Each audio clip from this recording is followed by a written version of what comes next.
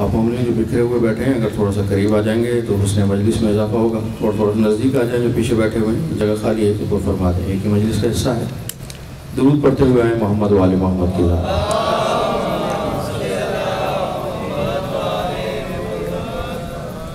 مجلس کی قبولیت کے لیے، حاجات کی استجابت کے لیے، بیماروں کی شفا یابی کے لیے بآواز بلند صلوات۔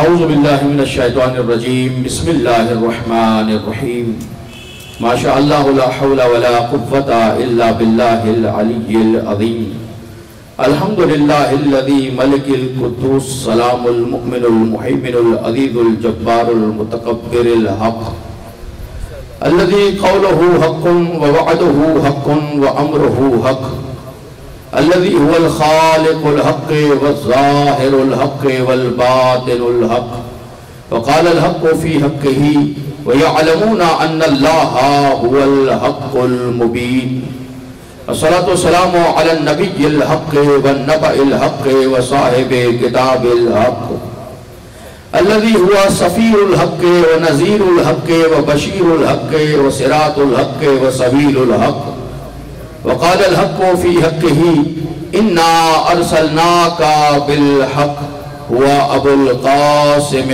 محمد،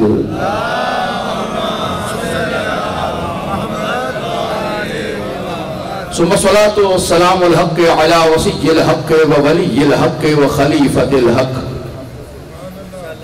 الذي لسانه لسان الحق وبيانه بيان الحق وظهر في مكان الحق، هو حقيقة الحق وصراط الحق وسراج الحق وإمام الحق، وقال النبي لحقه الحق مع علي وعلي مع الحق،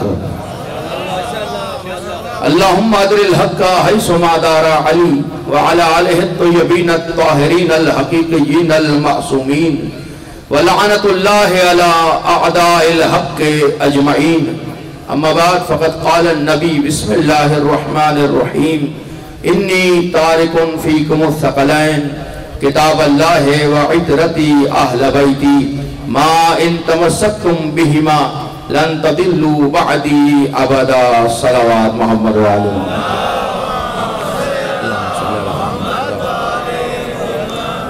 اجازت گفتگو کا واجب الاحترام صاحبان فہم و ذکا، محبان نقطہ با، شاکنان شہر وفا، جالسان بوستان زہرا، عاشقان کل کفاؤ حل عطاؤ انماؤ لا فتح۔ شکر گزار آپ سب کا کہ یاد فرمایا، بارگاہ رب العزت میں شکر گزار ہیں کہ حیات کو ایک موقع اور دیا، اور پھر وہ ذکر میں چلے آئے کہ جس میں آنا بھی عبادت ہے، بیٹھنا بھی عبادت ہے، سننا بھی عبادت ہے، سنانا بھی عبادت ہے، کیونکہ ذکر اس کا ہے جسے دیکھنا بھی عبادت ہے۔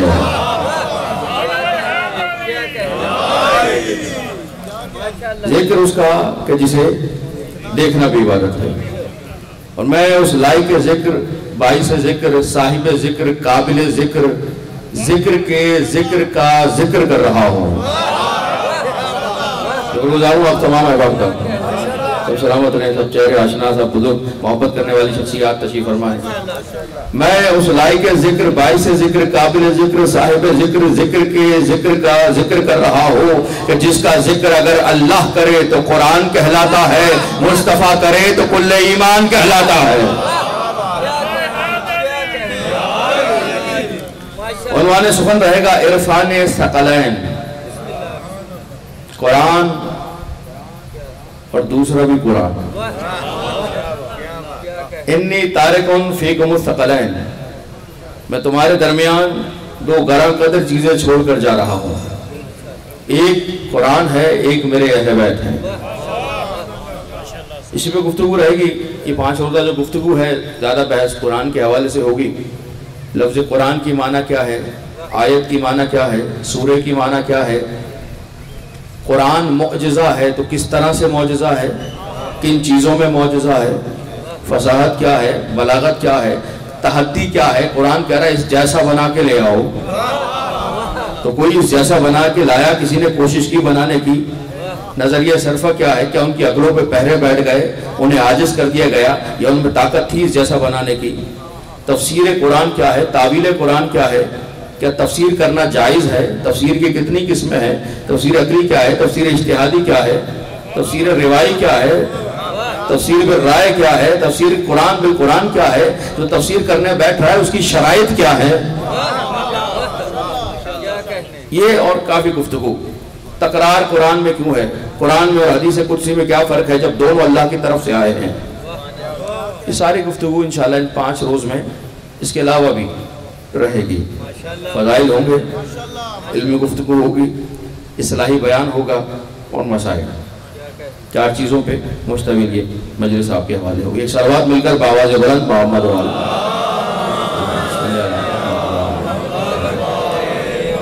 ایسے نہیں جتنے افراد بیٹھے ہیں درود کی آواز اتنی نہیں ہے، سب مل کر بآواز بلند صلوات۔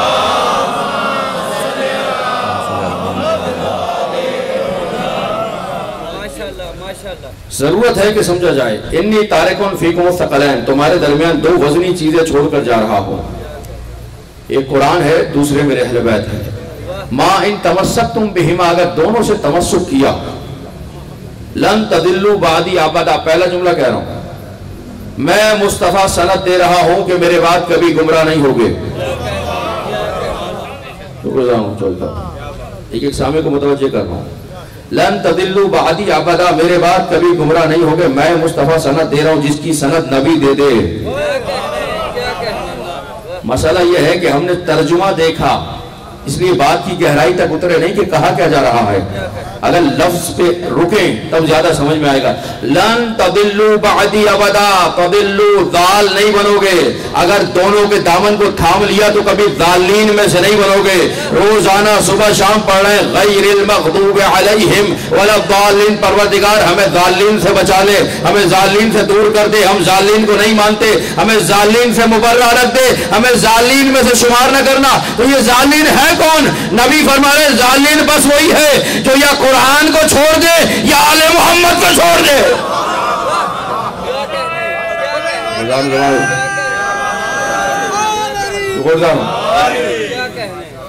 علی کے نام کا نعرہ لگا اور کچھ لوگ نہیں لگا سکے۔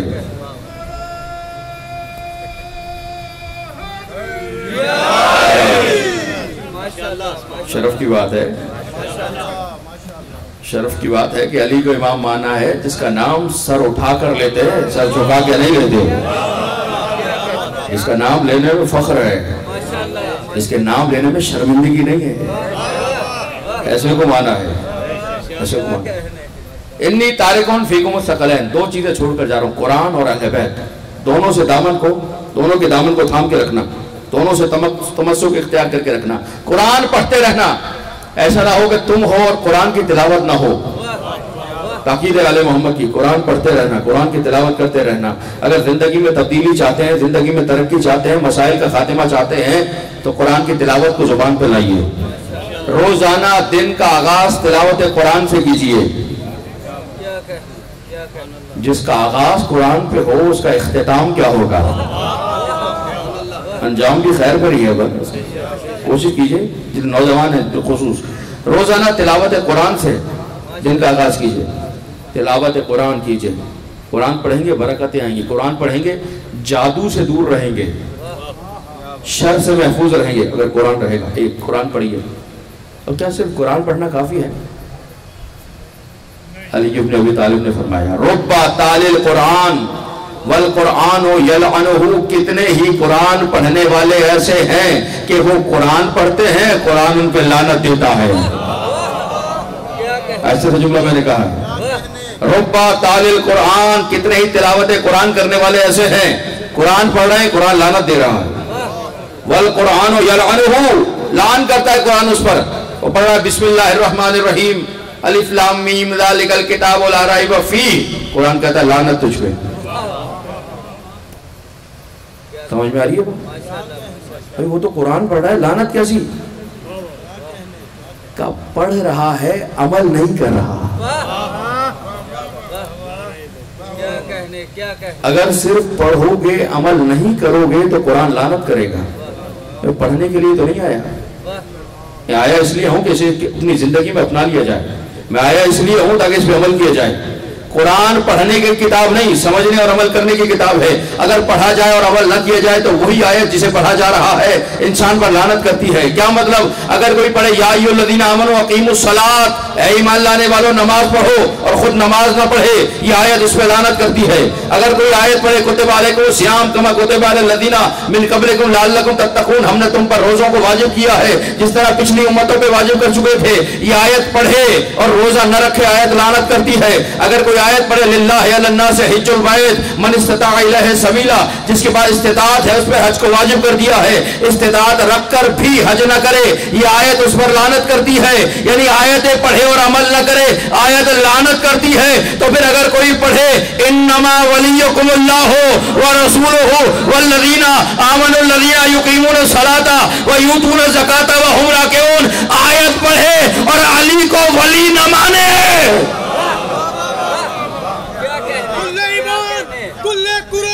یک زبان کلندری غدیری پنجتن پاک چہاردہ معصومین علی حق نعرہ حیدری.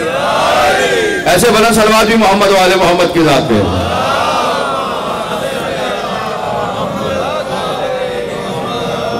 آیت پڑھے اور نہ مانے، یہ تو سب کو ماننا پڑے گا. انگشتری دی علی نے ہے،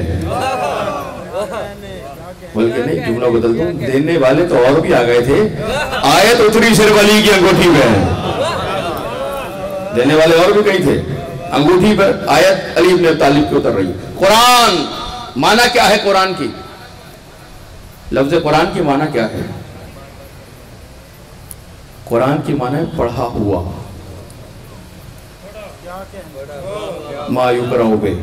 3 سے 4 معانی قرآن کے ذکر کی، ان میں جو سب سے محکم معنی دلائل کے ساتھ. قرآن وہ کتاب جسے پڑھا گیا ہو، قراءہ سے بھی قریب کرنے والا 4، لیکن جو ان میں محکم معنی ہے وہ یہ ہے جو پڑھا جا چکا ہے، پڑھا ہوا، قرأت کیا ہوا. قرآن جو پڑھا ہوا ہو. اچھا، اس کا نام قرآن کس نے رکھا؟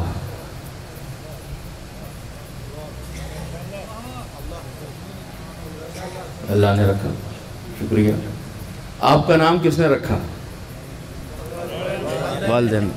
چیز جس کی ہوتی ہے نام بھی وہی رکھتا ہے. قرآن کتاب اللہ کی ہے، نام کوئی اور کیسے رکھے گا؟ خود اِنَّا أَنزَلْنَا قُرْآنًا عَرَبِيًّا لَعَلَّكُمْ تَعْقِلُونَ، ہم نے قرآن عربی کو نازل کیا ہے تاکہ تم عقل سے کام لو. اِنَّا أَنزَلْنَا قُرْآنًا، ہم نے نازل ہی قرآن کیا. جملہ آپ کے حوالے کر رہا ہوں، یہ قرآن نازل ہی قرآن ہوا ہے.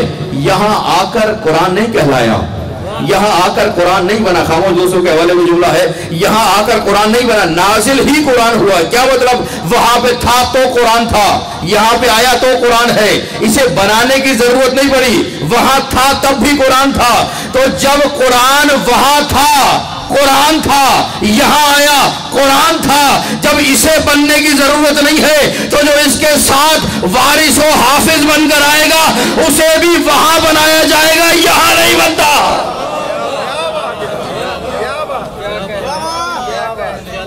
وہاں سے بن کر آ رہا ہے جو کتاب کا معلم ہے، جو کتاب کی تعلیم دینے کے لیے آ رہا ہے، کتاب کو سمجھانے کے لیے آ رہا ہے. وارث قرآن ہے، شریک قرآن ہے. زیارت امام زمان علیہ السلام میں پڑھتے ہیں، السلام علیکہ یا شریک القرآن، اے وہ جو قرآن کے ساتھ شریک ہے. یہی وجہ ہے کہ آج ساری امت 12ویں کے آنے کا انتظار کر رہی ہے. امام مہدی آئیں گے، امام مہدی آئیں گے. تو انتظار کیوں کر رہے ہو؟ بنا لو. کہیں گے نہیں، قرآن وہاں سے آیا ہے، قرآن کا شریک بھی وہاں سے آئے گا. قرآن آیت کی معنی کیا ہے؟ نشانی. آیت یعنی نشانی. کس چیز کی نشانی؟ نشانی کیا کام کرتی ہے؟ نشانی منزل کی طرف رہنمائی کرتی ہے، منزل کا پتہ بتاتی ہے. خود منزل نہیں ہوتی. تھوڑا سا محسوس کریں میرے ساتھ. نشانی خود منزل نہیں ہوتی، منزل کی طرف رہنمائی کرتی ہے کہ اس طرف ہے، یہاں چلے جاؤ. خود منزل کچھ اور ہے، آیت اس کی طرف بھیج رہی ہے. یہ ہے خاموش نشانی، یہ ہے خاموش آیت. اب خود علی نے کہا ما للہ آیت اکبر منی، اللہ کی کوئی آیت علی سے بڑی نہیں ہے. یہ خاموش رہ کر ہدایت کر رہی ہے، علی بول کے اللہ کی طرف بھیج رہا ہے. بلکہ صلوات محمد والے محمد کی ذات پہ.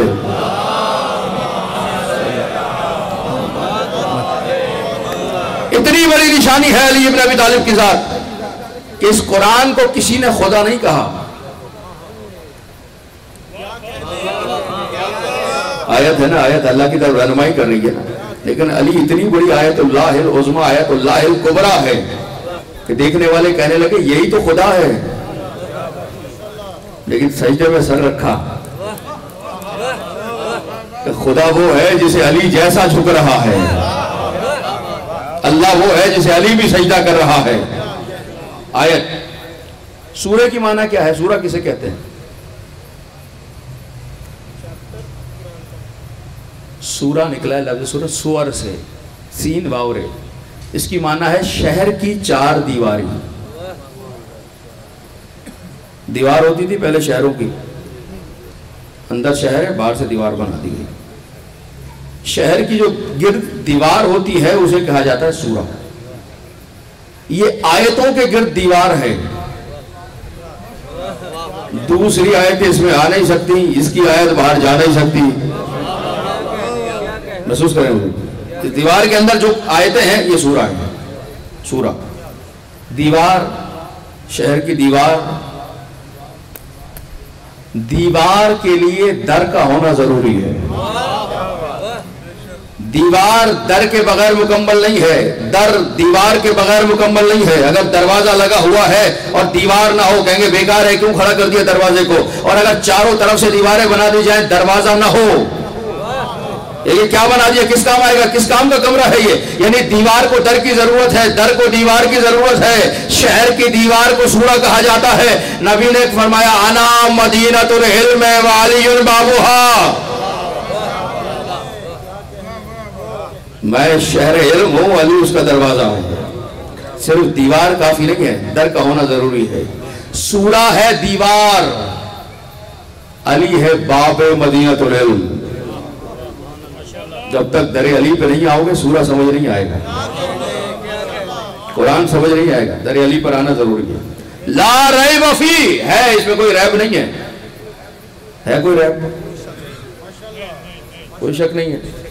شک اور ریب میں کیا فرق ہے؟ کوئی تو فرق ہوگا شک میں اور ریب میں. یہ میں بات اس لیے کر رہا ہوں ذہنوں میں اترے نوجوانوں کے حوالے ہو جائیں، نعرے بھی لگ جائیں گے. ابھی ریب اور شک میں کیا فرق ہے؟ شک عدم علم، حالت اضطراب. ریب وہ عدم علم بھی ہے لیکن تہمت کے ساتھ ہے. محسوس کیجئے گا. مثال دے رہا ہوں، تہمت کے ساتھ. جہاں شک ہو تہمت نہ ہو تو صرف شک ہے. جہاں شک کے ساتھ تہمت بھی شامل ہو جائے تو اسے ریب کہا جاتا ہے. مثلا یہ درخت لگا ہوا ہے، میں نیا یہ آیا سوچنے لگا یہ درخت سال میں ایک مرتبہ پھل دیتا ہے یا 2 مرتبہ؟ شک ہے نا، تہمت تو نہیں ہے. 1 مرتبہ دیتا ہے یا 2 مرتبہ؟ شک ہے.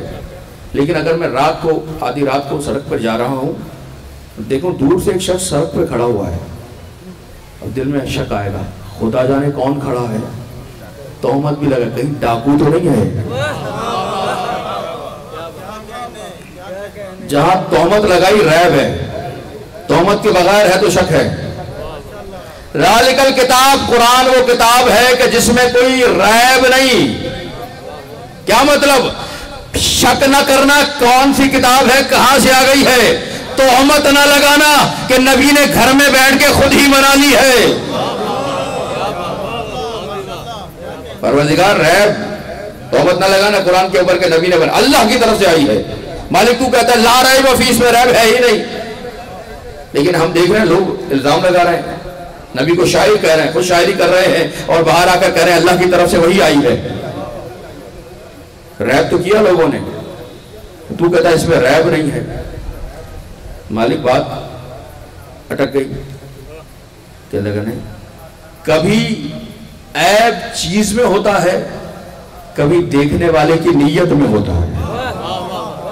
محسوس کیجئے گا یہ انگشتری میں نے زیب انگشت کی، ایک دوست آئے، محبت کرنے والے آئے، بزرگ دیکھنے لگے، کہنے لگے مولانا یہ تو بہت اچھا آپ نے نگینہ پہنا ہوا ہے، دقیق ہے، اس کے بڑے فوائد ہیں، بہت اچھی چیز آپ نے پہنی ہوئی ہے۔ ایسے میں دوسرے آئے، زبان سے تعریف کرتے تھے، دل میں زبان سے بخن بخن کہتے تھے مجھے۔ آئے دیکھنے لگے، کہنے لگے ارے قبلہ یہ کس نے آپ کو بیوقوف بنا دیا، یہ تو آپ نقلی چیز پہنے ہوئے بیٹھے ہیں، نقلی پتھر ہے۔ کیا مطلب؟ شک بھی ڈالا، تہمت بھی لگائی۔ چیز ایک ہے، نیت پر منحصر ہے، نیت درست ہوگی تو اچھی لگے گی، نیت بد ہوگی تو بری لگے گی۔ علی کے فضائل نبی بیان کر رہے ہیں، جن کی نیتیں صحیح تھی انہیں اچھے محسوس ہو رہے تھے، جن کی نیتیں خراب تھی چہرے بگڑ جاتے تھے۔ ابو ذر آئے نبی کے بعد، فتح مکہ ہوئی، اور آ کر ابو ذر نے کہا یا رسول اللہ اب تو پتہ ہی نہیں چلتا، فتح مکہ کے بعد سب نے کلمہ پڑھ لیا کہ کون اپنا ہے کون پرایا ہے، کون زبان سے کلمہ پڑھ رہا ہے کون دل سے پڑھ رہا ہے، کون مومن ہے کون منافق ہے، پتہ ہی نہیں چلتا۔ نبی نے مسکرا کر کہا ابو ذر پریشان ہونے کی کیا بات ہے، اگر کبھی ایسا وقت آ جائے کہ پتہ نہ چل سکے کون مومن ہے کون منافق ہے تو بس علی کا ذکر چھیڑ دیا کرو، علی کا ذکر سن کر جس چہرے پہ بہار آ جائے وہ مومن ہے، جسے بخار آ جائے منافق ہے۔ نعرہ حیدری، زبان کے ساتھ دل بولا، زمین بولی فلک بولا، برائے خشنودی علی ابن ابی طالب علیہ السلام بلندر صلوات۔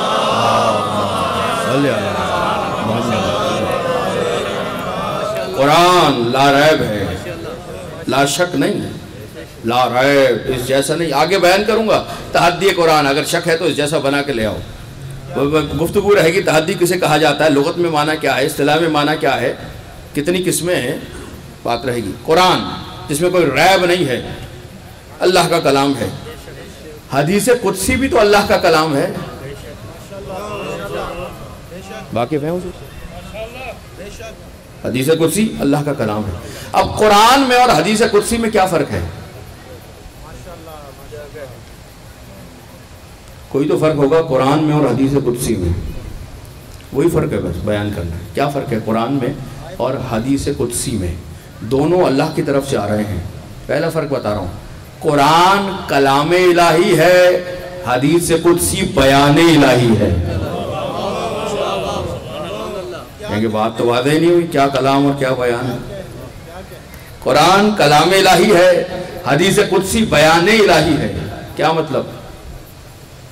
قرآن لفظ بھی اللہ کے ہیں، مفہوم بھی اللہ کا ہے۔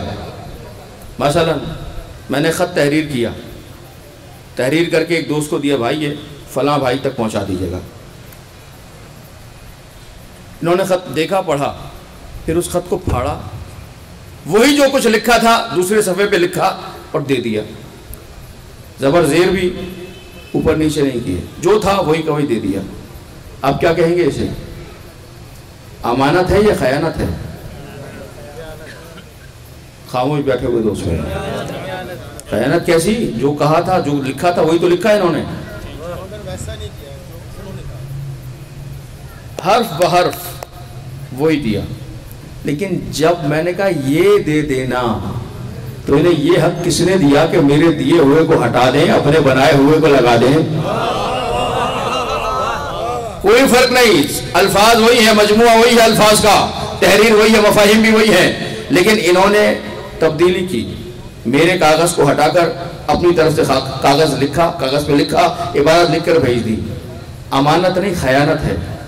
کلام بھی اللہ کا ہے اس کاغذ پہ، پیغام بھی اللہ کا ہے، لیکن کاغذ مختلف ہو گیا تو اب یہ خیانت کار ہو گئے، امانت دار نہیں رہے۔ نبی کا کمال یہ ہے کہ اگر کوئی لفظ صرف نبی کے لیے آتا ہے نبی اسے بھی محفوظ کرتے ہیں۔ نصارائے نجران آئے اور آ کر کہنے لگے عیسیٰ ابن اللہ ہے، اللہ احد نہیں ہے، تثلیث ہے، اللہ ایک نہیں ہے، یہ تین مل کے خدا بنتے ہیں۔ نبی نے اللہ کی جانب دیکھا، آواز آئی حبیب ان سے کہہ دو قل هو اللہ احد، وہ اللہ احد ہے۔ فَقُلْ تَعَالَوْا نَدْعُ أَبْنَاءَنَا وَأَبْنَاءَكُمْ، فَقُلْ ان کو جواب دے دو، ان سے کہہ دو۔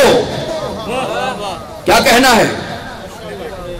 اب میں اپنے بیٹے بلائیں تم اپنے بیٹوں کو بلاؤ، یہ کہنا ہے ان سے کہہ دو۔ یہ بات نبی سے متعلق ہے، ان سے نہیں۔ محسوس کریں گے تھوڑا سا؟ نبی سے کہا جا رہا ہے آپ انہیں جواب دے دیں، تو جو جواب ہے وہ دینا ہے۔ کل کا تعلق نبی سے ہے، آپ ان سے کہہ دیجئے۔ کل کا تعلق پیغام سے نہیں تھا جو انہیں دینا تھا، یہ میرے نبی سے تعلق تھا۔ قل هو اللہ احد ہو یا قل فقل تعالوا ندعو ابناءنا وابناءکم ہو، نبی اتنے بڑے امانت دار ہیں کہ وہاں سے جو حرف آیا اسے ویسے کا ویسے ہی پہنچا دیا۔ کلام الہی ہے، وہاں سے آ رہا ہے۔ بیان الہی کیا ہے؟ ایک صاحب آئے شکر گزار، کہہ لیں قبلہ رزق میں وسعت کے لیے دعا چاہیے، وسعت رزق کے لیے کوئی دعا تعلیم فرمائے۔ فجر میں آئیے گا، نماز فجر کے بعد بتائیں گے۔ قبلہ میں دور رہتا ہوں، میں تو نہیں آ سکتا، بھائی کو بھیج دوں گا، دوست کو بھیج دوں گا، آیا ان کے لیے دعا بتائیں۔ میں نے کہا آپ روزانہ صبح ان سے جا کر کہیے روزانہ صبح 9 مرتبہ سورہ کوثر کی تلاوت کیجئے۔ لفظوں پہ غور، روزانہ صبح کے وقت 9 مرتبہ سورہ کوثر کی تلاوت کیجئے۔ یہ اس کے پاس گئے، بھائی کے بعد دوست کے پاس، کہنے لگے مولانا نے فرمایا روزانہ صبح اٹھتے ہی سورہ فجر پڑھ لیجئے۔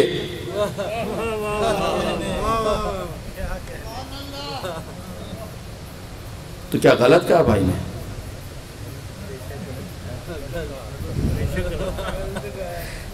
مفہوم واضح ہے، اس نے دعا کی پوچھا تھا، میں نے دعا بتا دیا، لیکن الفاظ مختلف ہو گئے۔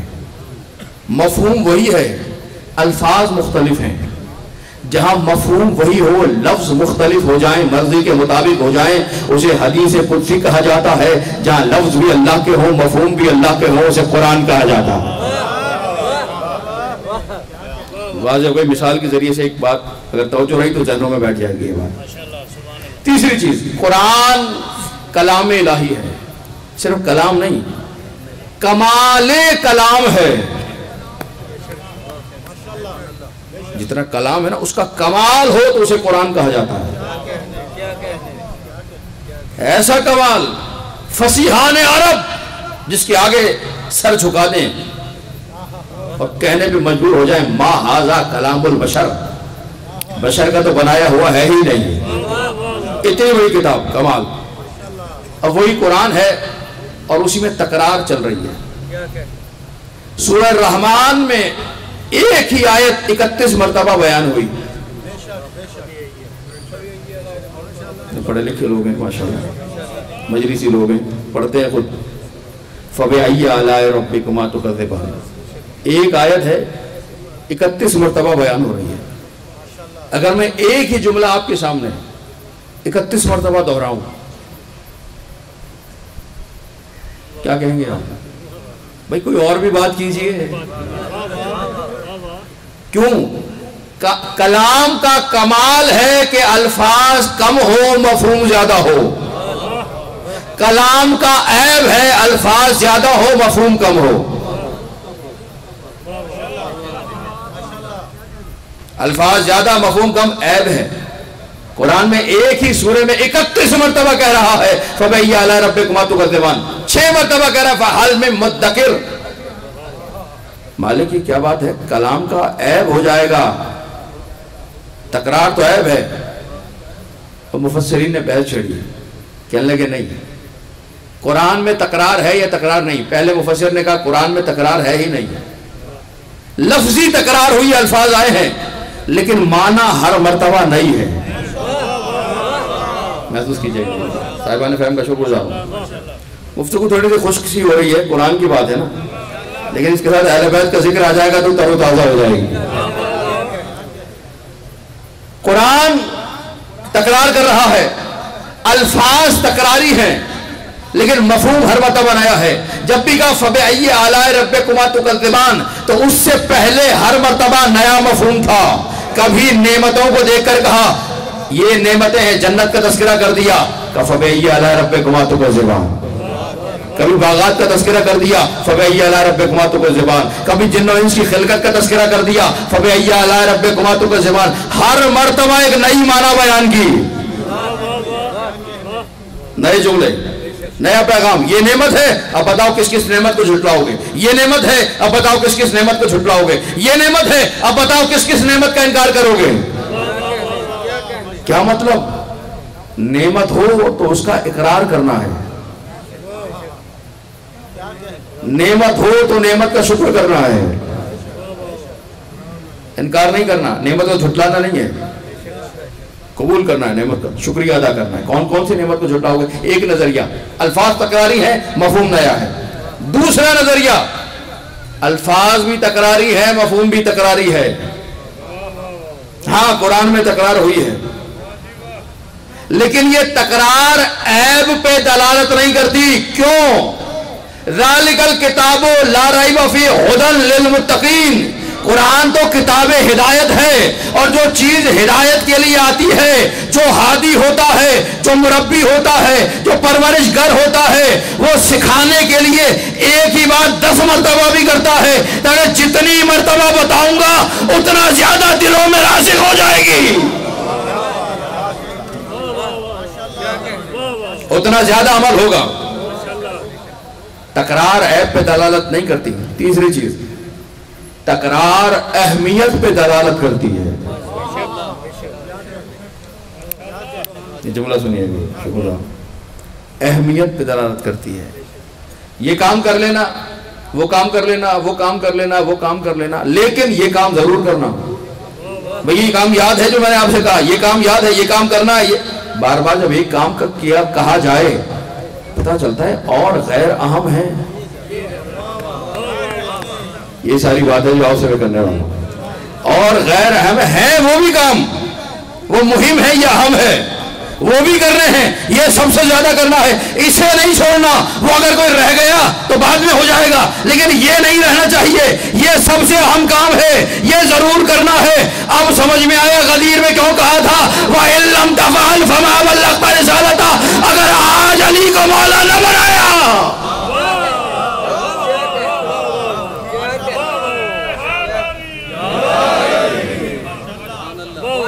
سارے مہم ہیں، علی کو مولا بنانا اہم ہے.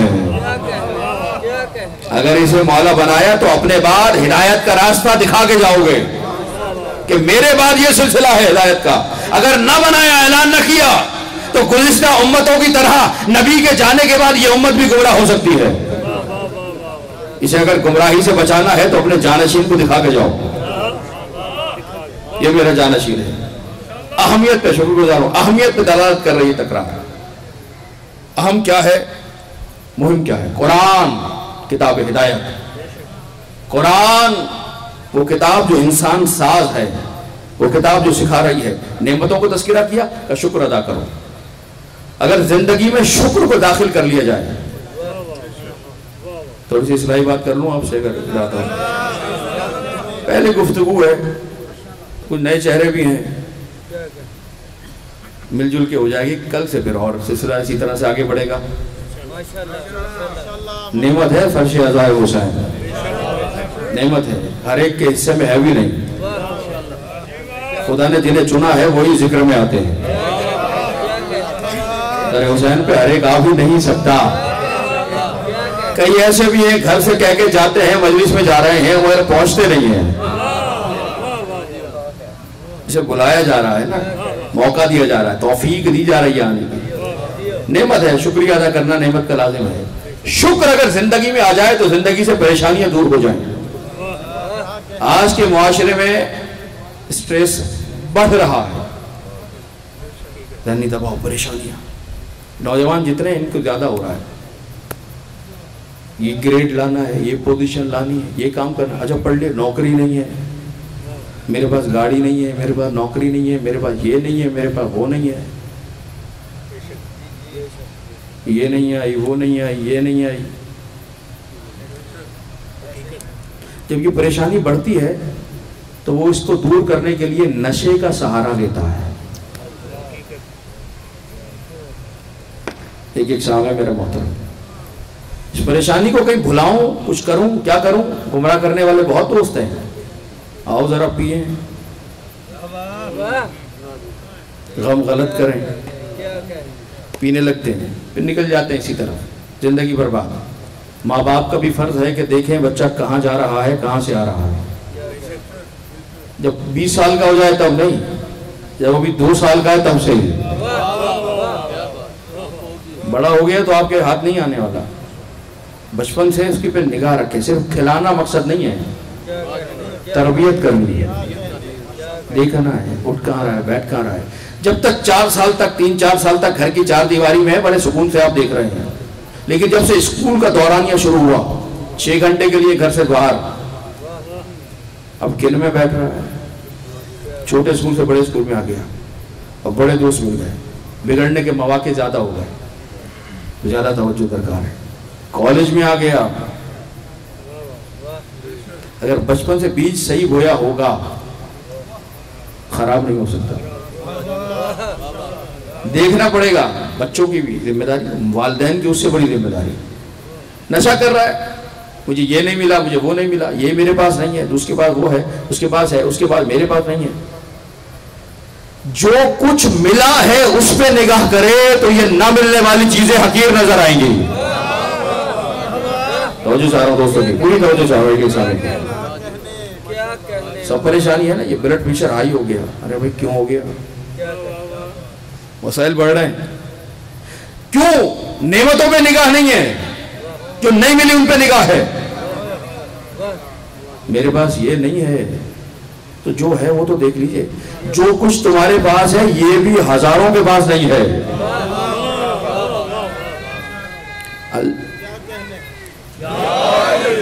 اللہ نے جو تمہیں دیا ہے یہ بہت سو کو نہیں ملا، اس کے لیے ترس رہے ہیں. اس نعمت پہ نگاہ تو کرو. نعمت پہ نگاہ ہوگی بیماریاں کم ہو جائیں گی، نعمت پہ نگاہ ہوگی گمراہیاں کم ہو جائیں گی، نعمت پہ نگاہ ہوگی زندگی میں اضافہ ہو جائے گا. قرآن نے کہا لَإِن شَكَرْتُمْ لَأَزِيدَنَّكُمْ، اگر میرا شکریہ ادا کرو گے نعمتوں میں اضافہ کر دوں گا. شکریہ کب ادا کرے گا؟ جب نعمت کو نعمت سمجھے. نگاہ ہو نعمت پہ کہ یہ نعمت ہے، سمجھے گا، مانے گا.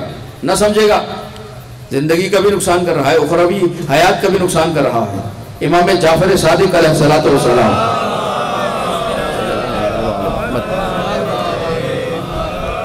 یہ دلوں میں بٹھائیے گا، یہ بات جگہ دیجیے گا. بیٹھے ہوئے ایک سائل آیا، عرفات کا مقام ہے. سائل آیا اور آ کر کہنے لگا فرزند رسول مجھے کچھ عطا کیجئے. امام انگور تناول فرما رہے تھے، تشت میں انگور رکھے تناول کر رہے ہیں. امام نے ایک مٹھی لی انگور کی، ہاتھ میں لیا اور اس کے پاس بڑھایا، لو انگور. کہنے لگا یہ نہیں چاہیے، ید اللہ سے مل رہا ہے اور نہیں چاہیے. کتنا بڑا بدقسمت ہے، ید اللہ سے مل رہا ہے نہیں چاہیے. کیا چاہیے؟ پیسے چاہیے، نوٹ چاہیے، دینار درہم چاہیے، سکے چاہیے. امام نے کہا جا خدا تجھے دے گا. نہیں دیا کچھ، جا خدا دے گا تجھے. دے رہا ہوں میں نہیں لے رہا. چلا گیا. دوسرا شخص آیا، سائل فرزند رسول کچھ عطا کیجئے. سننے کی بات ہے. امام نے انگور کا ہاتھ لیا، ہاتھ میں لیا، کف دست میں انگور لیے، اس کی طرف بڑھائے، لو. اس نے جھولی پھیلا دی.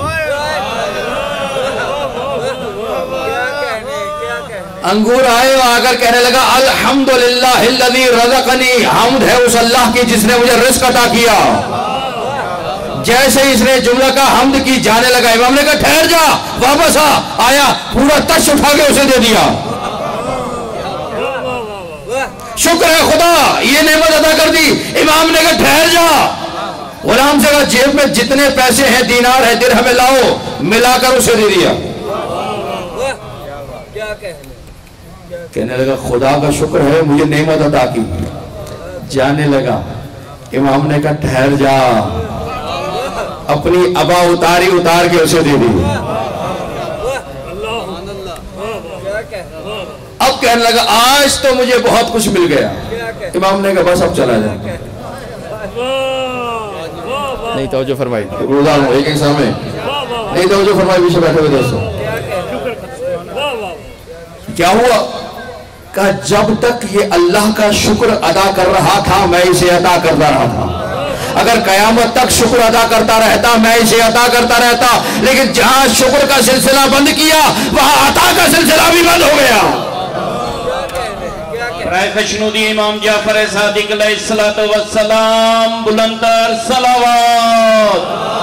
سبحان اللہ سبحان اللہ۔ کیا نتیجہ نکلا اس کا؟ کیا نتیجہ نکلا؟ تھوڑی سی نعمت سے شروع ہوا تھا، تھوڑے سے انگور سے شروع ہوئی تھی بات، کہاں پہنچ گئی؟ صدیوں میں نہیں، کاروباری شہر کے رہنے والے افراد ہیں نا، صدیوں میں نہیں، لمحوں میں۔ کیا کیا اس نے ایسا؟ ہر نعمت پہ شکریہ ادا کرتا چلا گیا۔ حضرت داؤد علیہ السلام دعا کی پروردگار سے، پروردگار وہ شخص جو جنت میں میرا ساتھی ہوگا مجھے اس سے ملا دے، میری ملاقات کرا دے۔ کس سے؟ کس کا ساتھی ہوگا؟ کون ہے داؤد؟ صرف نبی نہیں، سلیمان کے والد ہی نہیں، خلیفۃ اللہ۔ یا داؤد انا جعلناک خلیفۃ فی الارض، اے داؤد ہم نے تمہیں زمین پہ خلیفہ بنا دیا ہے۔ فی الارض زمین پہ بنایا ہے، زمین پہ خلیفہ بنایا جائے تو کسی کو اعتراض نہیں ہوتا، علی کو عالمین کا خلیفہ۔ داؤد کی خلافت پہ اعتراض نہیں ہے کسی کو، اور علی کو چوتھا مانتے ہوئے بھی پریشانی ہے، چوتھا مانتے ہوئے بھی جھگڑ رہے ہیں، یوں ہے کہ یوں ہے، اذان میں نام لیا جائے یا نام نہ لیا جائے، خلیفۃ ہو کہا جائے یا نہ کہا جائے۔ داؤد چھوٹا خلیفہ، حکم دیا داؤد فاحکم انا جعلناک خلیفۃ فی الارض، داؤد ہم نے تمہیں زمین پہ خلیفہ بنایا ہے، فاحکم بین الناس بالحق، اب دیکھو لوگوں کے درمیان حق سے فیصلہ کرنا۔ خاموش سامعین کے درمیان بولتا ہوا جملہ حوالے کر رہا ہوں، داؤد ہم نے تمہیں زمین پہ خلیفہ بنایا ہے، فاحکم بین الناس، لوگوں کے درمیان حکم کرو، فیصلہ کرو بالحق، مگر خبردار اپنی مرضی سے فیصلہ نہ کرنا، حق کے ذریعے فیصلہ کرو۔ کیا مطلب؟ پہلے حق کو دیکھو پھر فیصلہ کرو، حق کو دیکھو پھر فیصلہ کرو، حق سے پوچھو پھر فیصلہ کرو، حق کی مرضی لو پھر فیصلہ کرو، حق کے ساتھ فیصلہ کرو۔ داؤد بھی خلیفہ ہے، علی بھی خلیفہ ہے، مگر فرق ہے، داؤد حق کے ساتھ فیصلہ کرنا یعنی حق آگے ہے، داؤد پیچھے ہے، اور علی وہ ہے جس کے لیے نبی کہے اللہم ادر الحق حیث ما دار علی، پروردگار حق کو ادھر پھیر دے جدھر علی پہ۔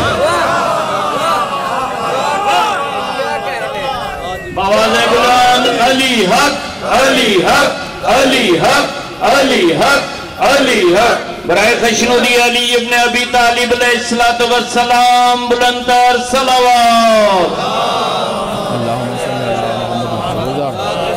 آپ کا شکر گزار ہوں، کہ اسلامی کا شکر گزار ہوں۔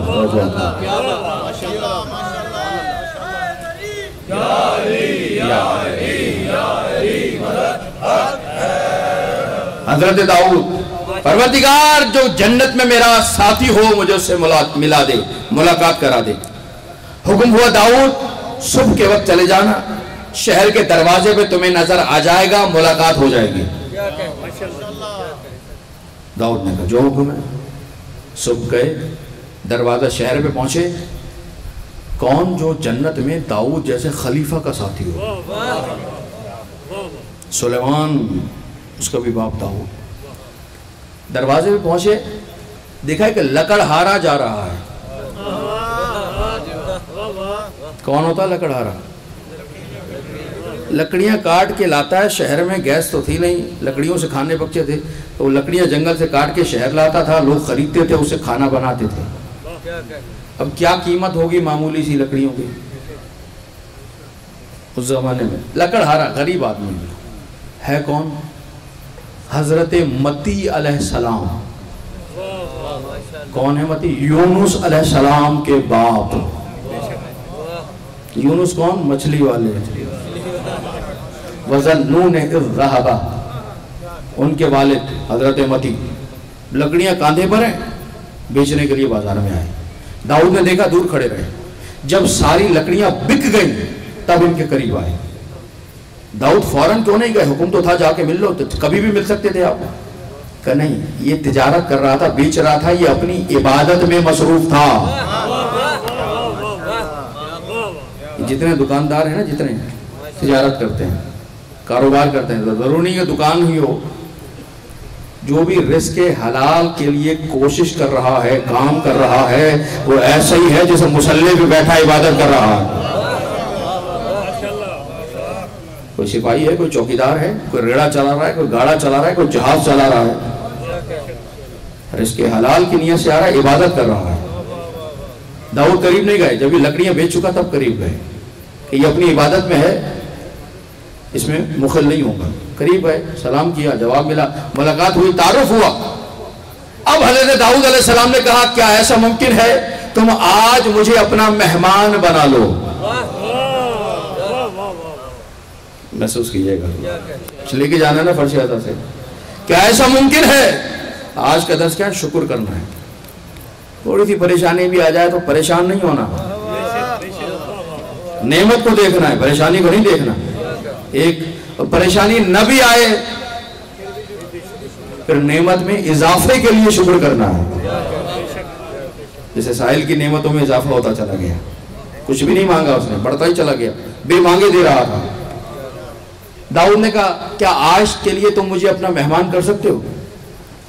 دیکھنا چاہ رہے تھے غریب آدمی جو لکڑیاں بیچ کر گھر چلا رہا ہو، اس سے کہہ رہے مجھے مہمان کر لو۔ اس کے بعد اپنے کھانے کے لیے ہے۔ دیکھیے گا اس میں منزل، ایسے رتبے نہیں ملتے، کرنا پڑتا ہے کوئی کام۔ ہاں میں راضی ہوں، آئیے، میری خوش نصیبی ہے کہ آپ تشریف لائیں، آپ جیسے کہ میں خدمت کروں، آئیے۔ غریب آدمی لکڑی بیچنے والا، اس نے پلٹ کر یہ نہیں کہا حضور کیسی مہمانی، جو بات کرنی ہے یہیں پہ کھڑے ہو کر لیجئے، کیونکہ وہ اس زمانے کا نہیں تھا۔ یا مہمان بھی در پر آتا ہے تو کہتے ہیں ابھی سو رہے ہیں، اگر آ کر بیٹھ جائے تو پانی چائے پہ ڈلخانے کی کوشش کرتے ہیں۔ سب جگہ کی بات کر رہا ہوں میں، سب جگہوں کی بات کر رہا ہوں۔ چائے پانی پی لیا بس جاؤ، جان چھوڑو۔ اول تو ملتے نہیں، ٹائم لیا ہوتا، وقت لیا ہوتا۔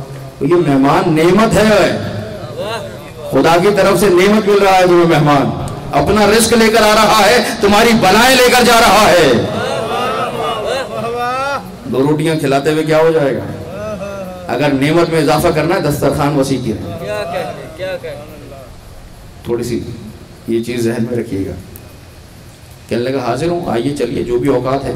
جتنی لکڑیاں بیچ کر جو پیسے ملے ان کے پیسوں سے آٹا خریدا، تھوڑا سا نمک خریدا، گھر پر آئے، داؤد کو بٹھایا، آٹے اور نمک کو ملا کر روٹی پکائی، صرف روٹی لا کر داؤد کے سامنے رکھی، سالن کچھ نہیں ہے،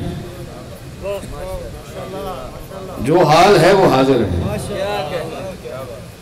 کوئی لوازمات نہیں، یہ ہے۔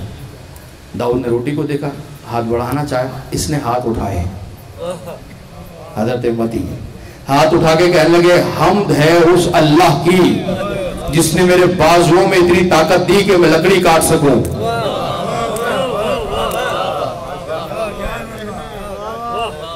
چند سکے کمائے ہیں وہ بھی پیش کر دیے. حمد ہے اس اللہ کی جس نے میرے بازوؤں میں اتنی طاقت دی کہ میں لکڑی کاٹ سکوں. شکر ہے اس اللہ کا جس نے زمین سے لکڑی اگائی, درخت بنایا تاکہ میری روزی کا انتظام ہو سکے. شکر ہے اس اللہ کا جس نے لوگوں کے دلوں میں محبت ڈالی اور وہ کسی اور سے خریدنے نہیں گئے, میرے پاس خریدار بن کر آئے. ایک تو ضروری بات ہے نا, وہ شکر گزار ہونا, بادشاہ علیہ سلامت رہے. شکر ہے اس اللہ کا لوگوں کے دلوں میں محبت کو ڈالا, میرے پاس بھیجا. شکر ہے اس اللہ کا جس نے غلہ اگایا, گندم خریدا, آج روٹی بنا کر سامنے پیش کر رہا ہو. جیسے اس نے شکر کی بات کی, اب حضرت داؤد نے کہا تجھے پتا ہے تیرے شکر کا انعام کیا ہے؟ اللہ نے تجھے جنت میں میرا ساتھی بنا دیا ہے. جنتی نہیں, جنت میں داؤد کا ساتھی. پیغام پہنچا آپ تک؟ خوش گفتگو کا پیغام پہنچا آپ تک؟ تر کرنے والا اس کو خوش گفتگو کو تر کرنا. شکریہ ادا کیا, جنت میں داؤد علیہ السلام کے ساتھی بنا دیا. نہیں دیکھا اجاڑا گھر ہے, نہیں دیکھا کھلانے کو کچھ نہیں ہے, نہیں دیکھا کیا کروں گا, کہاں بٹھاؤں گا, جو ہے پیش کر دیا, اس میں شکر کر رہا ہے. نعمت میں اضافہ, جنت میں ساتھی بنا دیا. امام کی بزم میں امام نے فرمایا اے میرے چاہنے والوں, اللہ کا شکر ادا کرتے ہو؟ مولا کرتے ہیں. کہ کس بات پر؟ مجھے اور آپ سے پوچھا جائے کس بات پہ شکر ادا کرتے ہو؟ ہم کہیں گے اس بات پر کہ اللہ نے آنکھیں دی ہیں. نعمت ہے نا, آنکھ خراب ہو جائے تو پتا چلتا ہے کتنی بڑی نعمت ہے. اللہ نے ہاتھ دیے ہیں, حرکت کر رہے ہیں, خدا نہ خواستہ رک جائے تو پتا چلتا ہے کیا نعمت ہے. پیر دیے ہیں, ہمارا وزن اٹھائے پھر رہے ہیں. خدا نہ خواستہ اگر ہمارا وزن نہ اٹھا سکے, سوچا ہے کبھی جب خرابی ہو جاتی ہے پھر خیال آتا ہے یہ کتنی بڑی نعمت تھی جو ہم سے چھن گئی. اتنی ساری نعمتیں دی ہیں, اس پہ شکریہ ادا کر رہے ہیں. مسکرایا, اتنی نعمتیں, آنکھ نعمت, کان نعمت, ہاتھ نعمت, پیر نعمت, دل نعمت, دماغ نعمت, یہ ساری نعمتیں ہیں. فرمایا اگر ان نعمتوں پہ شکریہ ادا کر رہے ہو تو یہ نعمتیں اللہ نے کافروں کو بھی دی ہیں. محسوس کریں گے حضور آخر کو بڑھائی. اگر ان نعمتوں پہ شکریہ ادا کر رہے ہو تو یہ نعمتیں تو اللہ نے کافروں کو بھی دی ہیں. پھر ان کے پاس بھی نعمت, تمہارے پاس بھی نعمت, دونوں نعمتیں برابر ہو گئی. فرق کیا رہا؟ گھبرائے, کہنے مولا کیسے شکریہ ادا کرے, کس نعمت پہ شکریہ ادا کریں؟ امام نے فرمایا جب بھی اللہ کا شکر ادا کرنے لگو تو کہا کرو الحمدللہ الذی جعلنا من المتمسکین بولایت علی بن ابی طالب.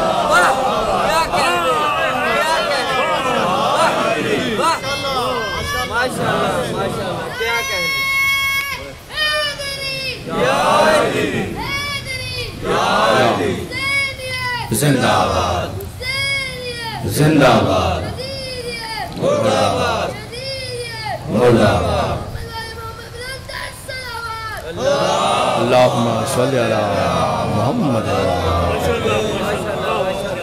ایک اس سے بلند صلوات محمد والے محمد کی ذات.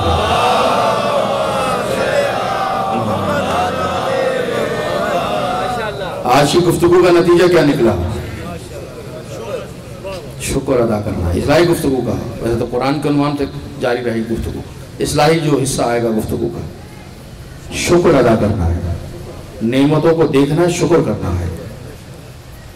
آل محمد کا بھی یہی طریقہ ہے. خیمے جل گئے, سجاد شکر کرتا رہا. ہائے حسین, کبھی شکوہ نہیں کیا, شکر ادا کرتے چلے. چہلم کے ایام ہے نا, شکر ادا کرتے رہے چاہے ہاتھ پھنسے گردن کیوں نہ باندھے. جزاکم ربکم خیر الجزا. ہار گیا یزید, شکست کھا گیا, کہنے لگا میں تمہیں رہا کرنا چاہتا ہوں. سارا واقعہ آپ کے ذہن میں صرف کربلا کا واقعہ بیان کرنا ہے. رہائی ملی عزاداروں, محمل آئے, گئے تھے تو بے کجاوا اونٹ تھے. سید سجاد نے کہا پھوپھی اماں بیبیوں کو تیار کریں, کل ہمیں سفر پہ چلتا ہے, شام سے واپس پلٹنا ہے. محمل آئے, دیکھا سرخ رنگ کے محمل ہیں. کتنا بڑا احسان ہے فاطمہ زہرا کی بیٹی کا. جناب زینب کا احسان بہت کم بیان کیا جاتا ہے حضرت زینب کی بات کو, فضائل کم بیان کیے جاتے ہیں. یہ جو مجلس ہے یہ احسان ہے شہزادی زینب کا.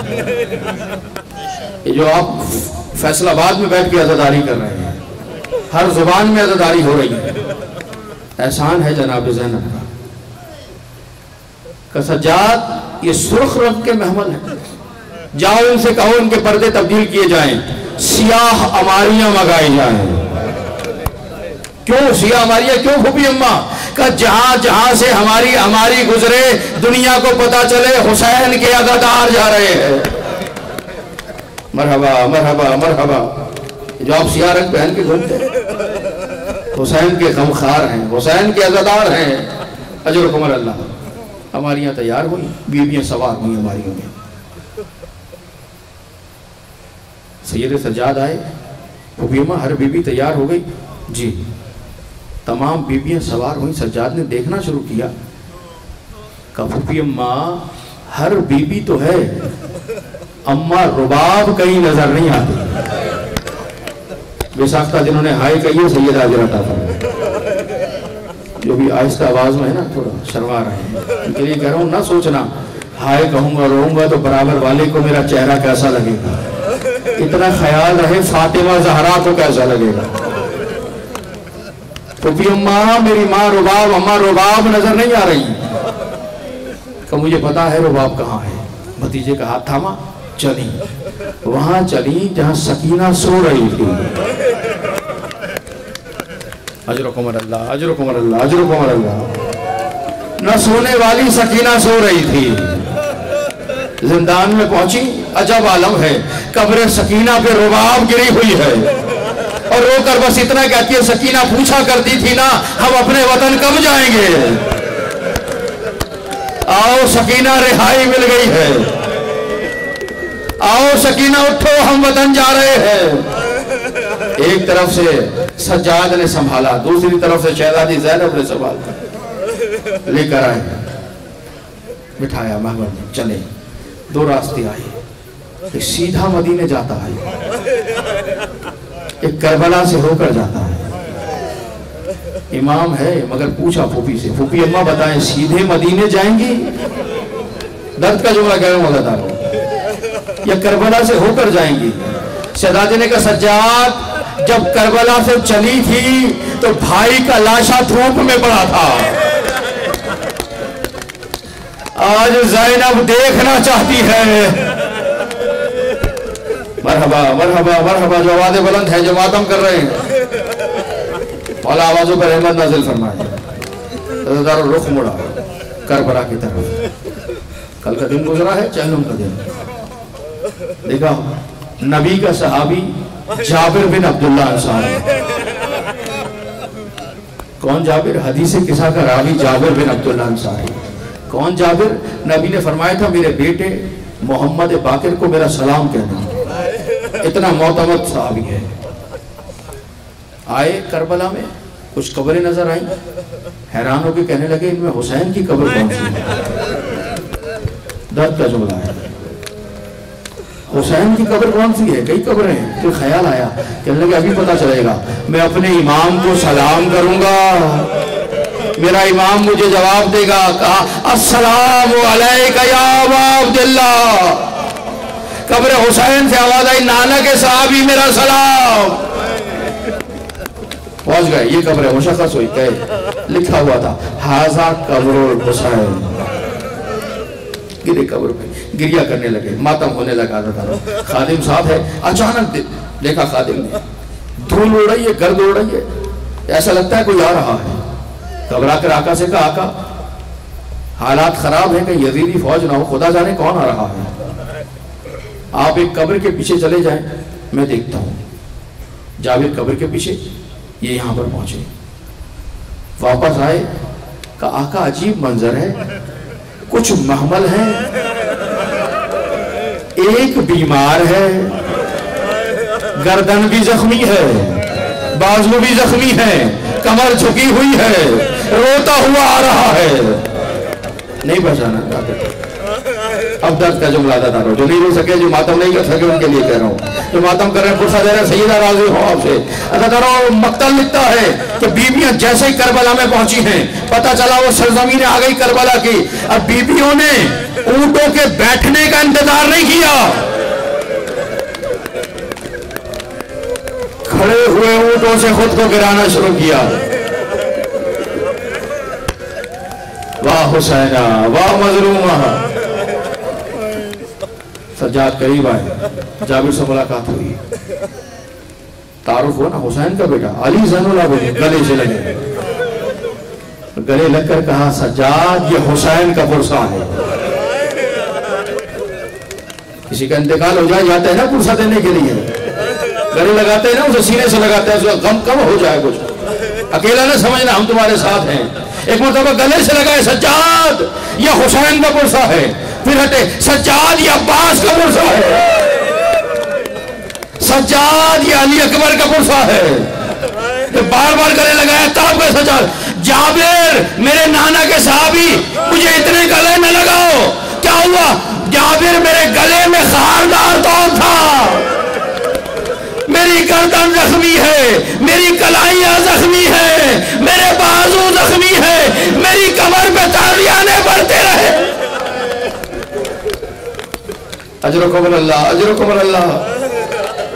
جابر میں مکمل زخمی ہوں، جابر جلدی کرو یہاں سے دور چلے جاؤ۔ گھبرا جابر، فرزند رسول کیا سبب ہے؟ جابر جلدی کرو یہاں سے دور ہٹ جاؤ، تمہیں پتہ نہیں ہے یہاں فاطمہ کی بیٹی آ رہی ہے، ہائے زہرا کی بیٹیاں آ کر یہاں بین کریں گی، قبروں پہ گریں گی، ماتم کریں گی، دور چلے جاؤ۔ جابر نانا کا صحابی ہے، چنا ہوا صحابی ہے، مگر فاطمہ کی بیٹیاں، ادادارو دور گئے جابر، اب سیدہ کی بیٹیاں ہیں، سجاد حسین کی قبر، یہ قبر حسین ہے، ادادارو بیویوں نے خود کو قبر حسین پہ گرایا، شہزادی زینب نے گرایا اور گرا کر کہا بھائی حسین شام فتح کر کے آ رہی ہو، بھائی حسین قاتل کو شکست دے کر آ رہی ہو، اٹھو حسین مجھے شاباش نہیں کہو گے۔ بین ہو رہے ہیں ادادارو، بین ہو رہے ہیں، گریہ ہو رہا ہے۔ پوچھیں یہ برابر کی قبر کس کی ہے؟ کہ یہ علی اکبر کی قبر ہے، بیویاں گری علی اکبر کی قبر پہ، یہ علی اصغر ہے، علی اصغر ماتم ہوا، یہ شہداء کربلا کی قبریں ہیں، قیامت کا ماتم ہوا۔ یاد آ گیا نا سارا منظر، کیسے شہید ہوئے، کیسے شام غریبہ میں خیمے جلے، کیسے لاشوں کو یہاں تنہا چھوڑ کر گئے۔ آخری جملہ مسائب کا ہو چکے، آپ نے ماتم کیا، آوازوں کو بلند کیا، گریہ ہوا، آخری جملہ۔ عزیزانو بیویاں جب تڑپ کر ماتم کر چکی، اچانک شہزادی زینب اٹھی اور اٹھ کر کہا سجاد اکبر کی قبر بھی ہے، حسین کی قبر بھی ہے، علی اصغر کی قبر بھی ہے، قاسم کی شہداء کی قبریں ہیں، یہ میرے عباس کی قبر کہاں ہے؟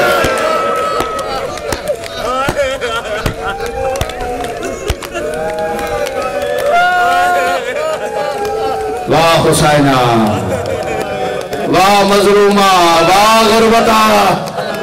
سجاد نے کہا پھپھی اماں چچا کی قبر نہر کے پاس ہے، آئیے نہر کی طرف چلیں۔ شہزادی زینب نے بیویوں کو لیا، آؤ بیویوں عباس کے پاس چلو، عباس کی قبر میں چلو۔ عزیزانو بیویوں کو لے کر چلی، آدھے راستے میں رکی، مڑی بیویوں کی طرف کہ بیویوں ایک وعدہ کرنا، عباس کی قبر میں پہنچو نہ بتانا سکینہ زندار میں رہے۔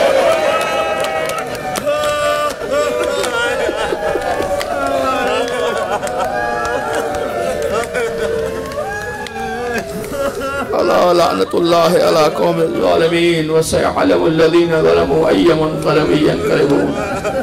ربنا تقبل منا انک انت السمیع العلیم بجاہ محمد وآلہ الطاہرین۔ بار اللہ بحق محمد وآلہ محمد۔ جتنے حسین کے عزادار یہاں پر رو رہے ہیں، آوازیں بلند کر رہے ہیں، غم حسین میں شریک ہے، گھروں کو چھوڑ کر فرش ادا پر آئے ہیں، ہر قدم کے بدلے اجر عظیم عطا فرما، ہم تمام کے گناہوں کو معاف فرما۔ اہل بیت کو ہم سے راضی و خوشنود فرما. جتنے مومنین مومنات مریض ہیں، میرے والد بھی علیل ہیں جنہوں نے دعا کے لیے کہا ہے، تمام کو شفائے کاملہ عطا فرما، تمام کی پریشانیوں کو دور فرما. اس عزاداری کی، ان عزاداروں کی محافظت فرما، پاکستان کی محافظت فرما، محافظوں کی محافظت فرما، مقامات مقدسہ کی محافظت فرما. ہمیں مزید ذکر اہل بیت کرنے، سننے، عمل کرنے کی توفیق عطا فرما. امام زمانہ علیہ السلام کا جلد ظہور فرما. امام کے اعوان و انصار و خادمین میں شمار فرما. ربنا تقبل منا انك انت السميع العليم بجاه محمد وآله الطاهرين. ان الله وملائكته يصلون على النبي يا ايها الذين امنوا صلوا عليه وسلموا تسليما.